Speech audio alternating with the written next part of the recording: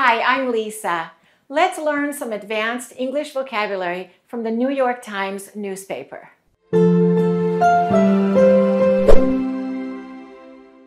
I was reading an article in the New York Times and I said to myself, my advanced students of English probably don't know many of these words, but they should, and I will teach them. We will read some short paragraphs together and I will explain the meaning of the difficult words, and I will give you sample sentences of those words to make sure that you know how to use them in other situations.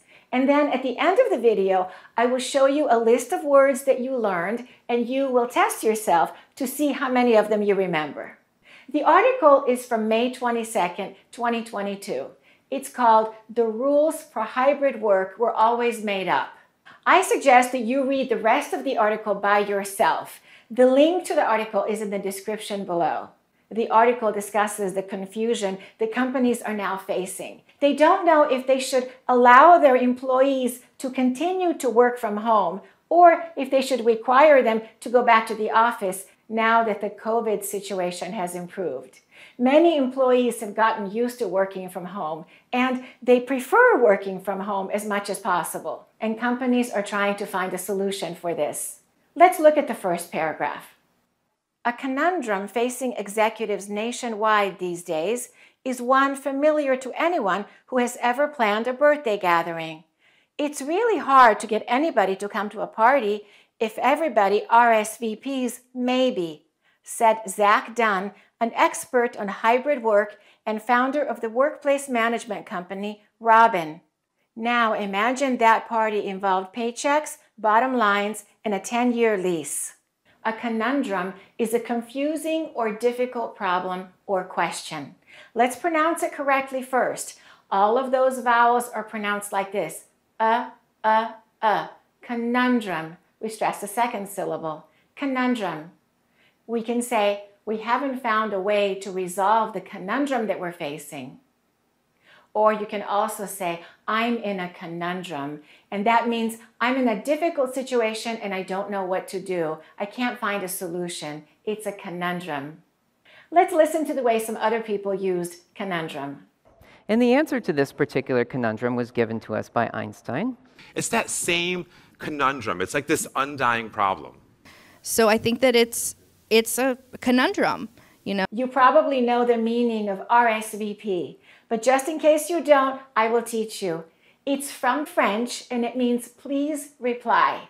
You will see it at the bottom of invitations. For example, when people want to know if you are coming to their party and you need to let them know yes or no, you need to RSVP. So in English, we use it as a verb. Please RSVP. We can also use it in the past tense. We can say, I RSVP'd yesterday. Don't forget to RSVP by Friday. Usually people RSVP yes or no, but sometimes they RSVP with a maybe. They're not sure if they're coming, and that's what the article was talking about. When the companies were asking the employees, are you planning to come back to the office?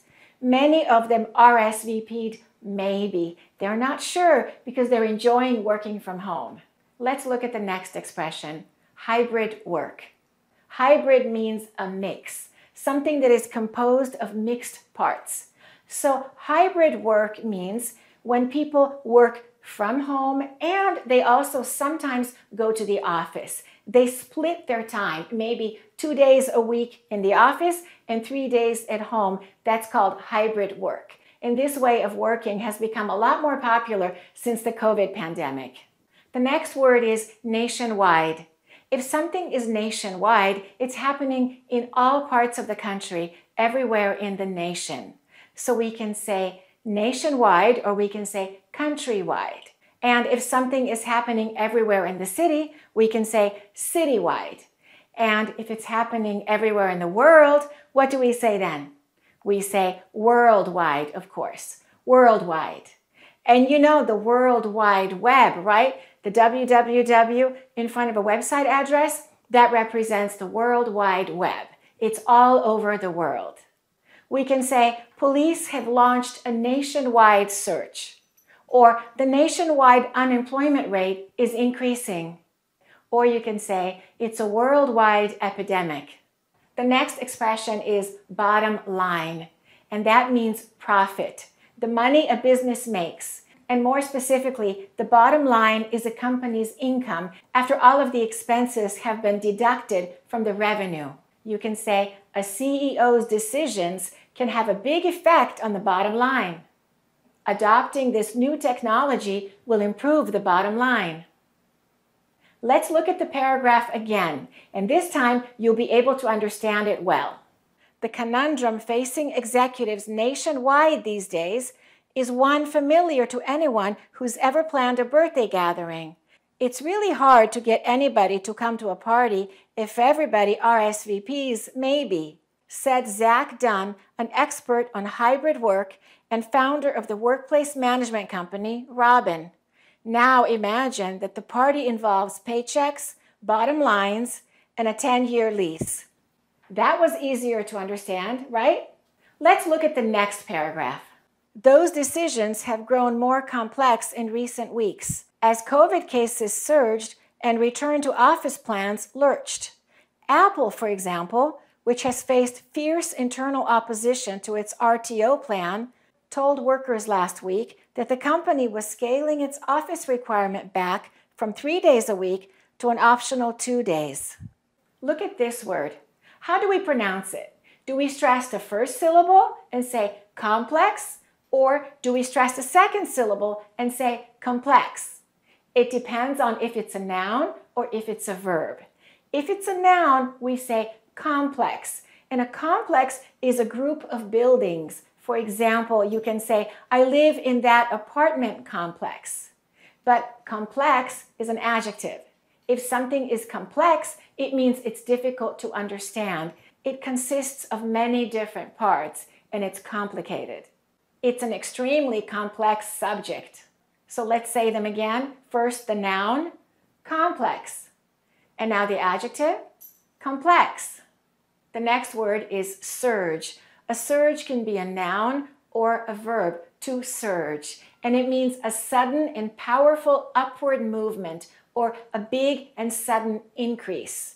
You can say, for example, oil prices have surged, or the company's profits have surged. The next word is to lurch. And to lurch is to move in a way that's not regular and not normal, especially if you're making sudden movements backward and forward or from side to side. You can say, as the car sped across a bumpy road, she lurched forward. Or the train suddenly lurched. RTO simply means return to office. Let's look at that sentence again. Apple, for example, which has faced fierce internal opposition to its RTO plan. And that means that employees at Apple didn't want to go back to the office.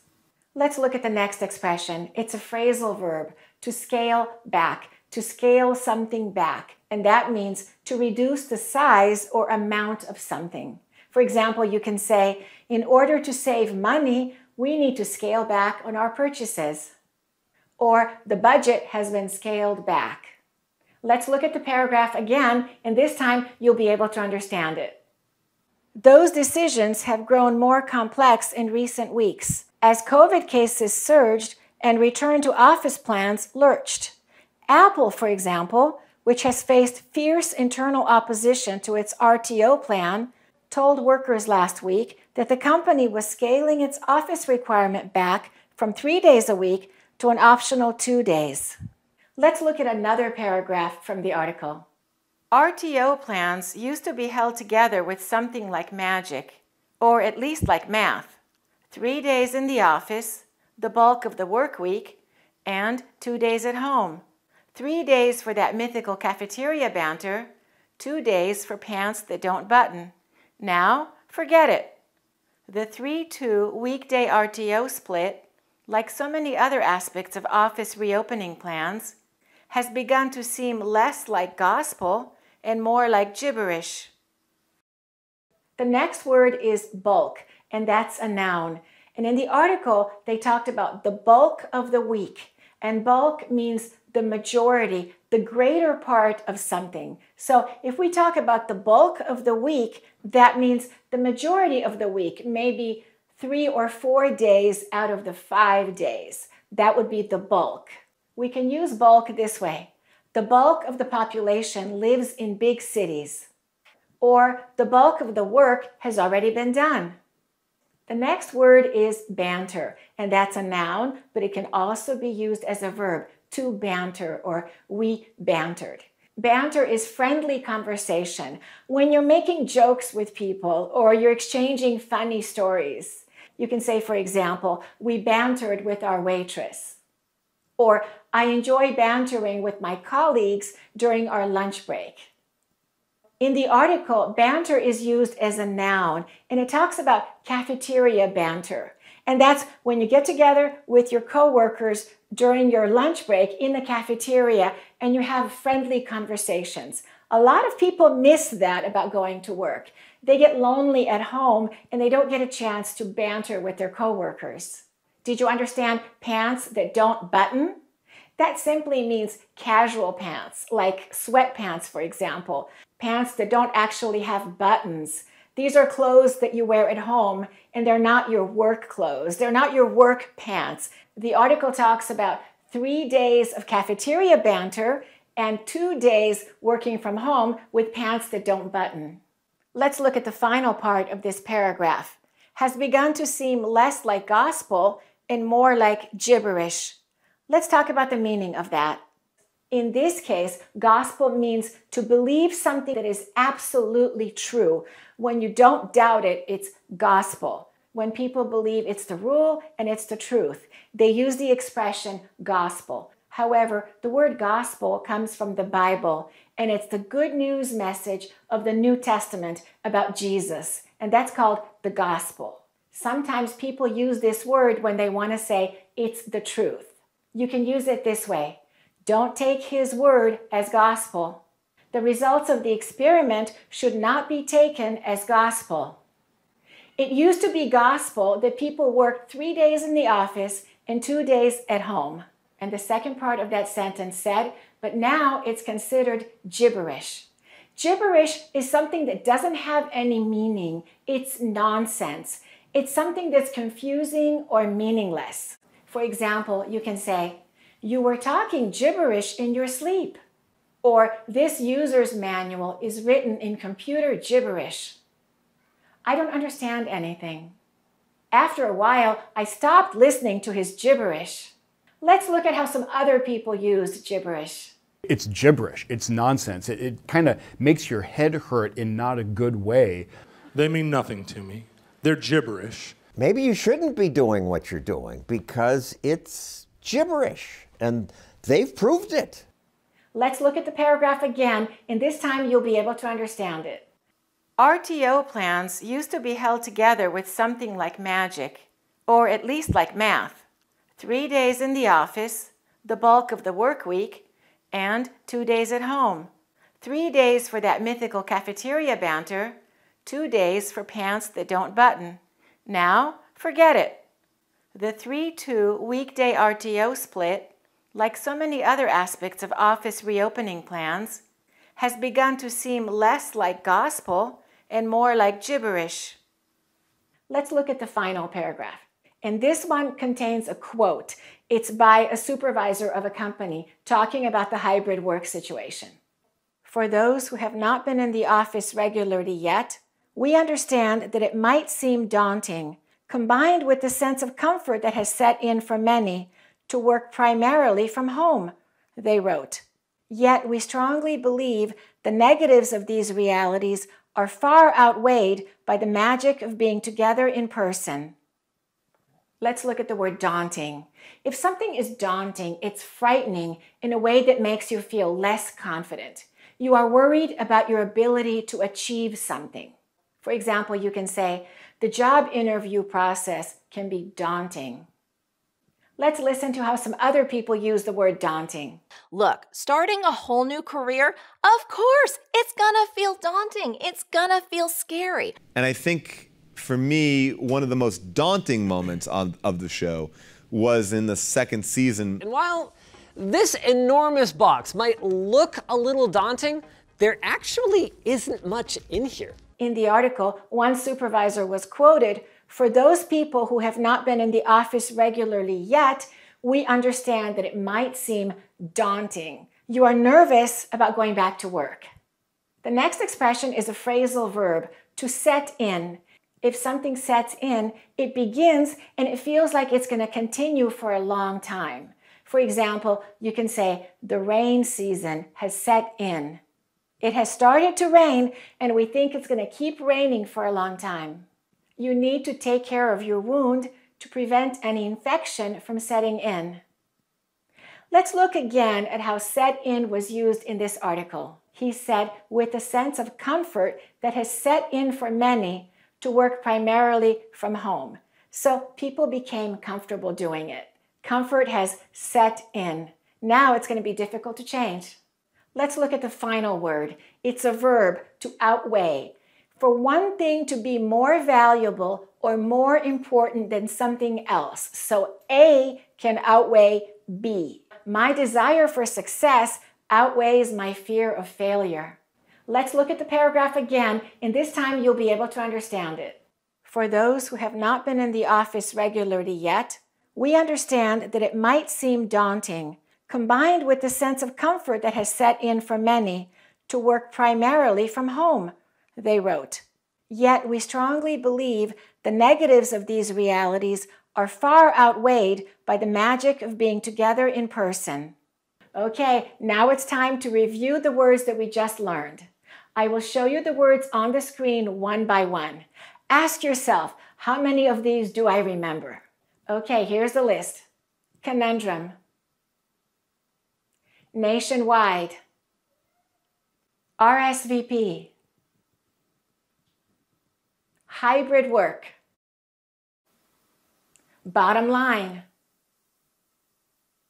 To surge. To lurch. RTO. To scale back. Bulk. Banter. Pants that don't button. Gospel.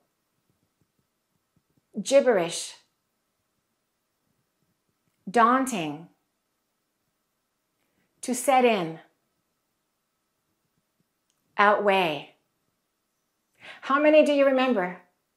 I suggest that you write them down and make your own sentences. That's the best way to memorize them. And I also recommend that you read the rest of the article by yourself. As I said, the link is in the description below. And keep learning new words when you're reading other articles. Look them up in the dictionary, write them down, practice making your own sentences, and say them aloud. That way, you're much more likely to remember them and use them when you're speaking English. And my final reminder to you is this. When you speak English, use a strong and powerful voice. You have something important to say, so say it with confidence. Thanks for watching and keep practicing your English. To get the 2 courses, the American Accent course and the 400 advanced words you must know for fluent English, go to accurateenglish.com.